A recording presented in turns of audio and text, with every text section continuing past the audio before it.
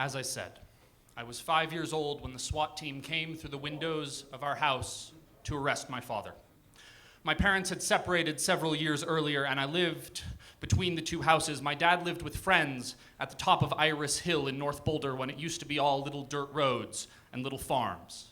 We had a horse, we had a beautiful garden, we had ducks, and what I did not know is that my father had a thriving business selling psilocybin mushrooms.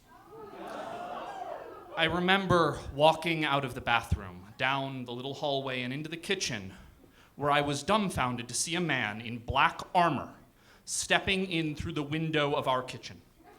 And what perplexed me most was that the window was right next to the doorway.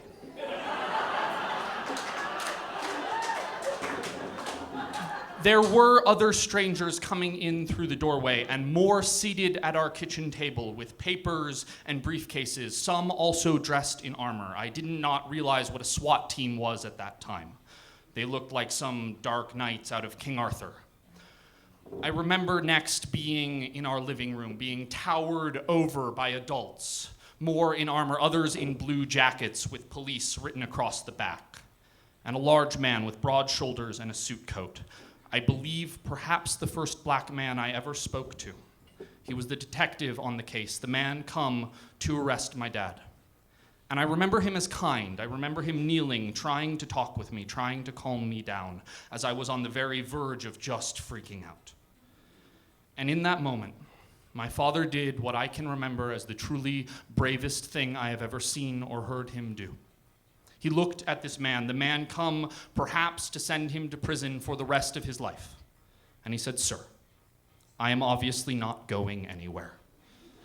May I read to my son?" And I remember lying on my father's chest on the couch. We were reading from the Voyage of the Dawn Treader, the third of the Narnia Chronicles. And there is a chapter in that book where the ship encounters a great sea serpent that wraps itself around the ship to destroy it, to tear it apart.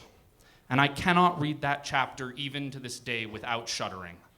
But in that moment, I lost myself in that story, as I might have lost myself in the chaos that was beginning to encircle our lives.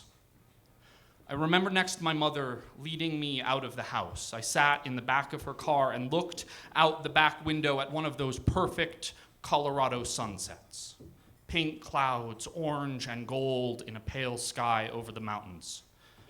And below them, I watched my father being led from the house in shackles. And if there's a postscript to this story, it is that the Boulder Police Department found nothing in that house. They found paraphernalia and grow equipment, but no drugs whatsoever. My father cut a plea deal. He spent no time in prison. He slipped that net as the Dawn Treader slipped the coils of the serpent. But my postscript is this. When my father was 31, the age I will be in 2 months on Tuesday, he had a lot of growing up to do. But when you ask me, "Who's your daddy?" this is my response. My father is the man that when confronted with spending the rest of his life in prison, he wrapped me in his arms and he read me a story. Thank you.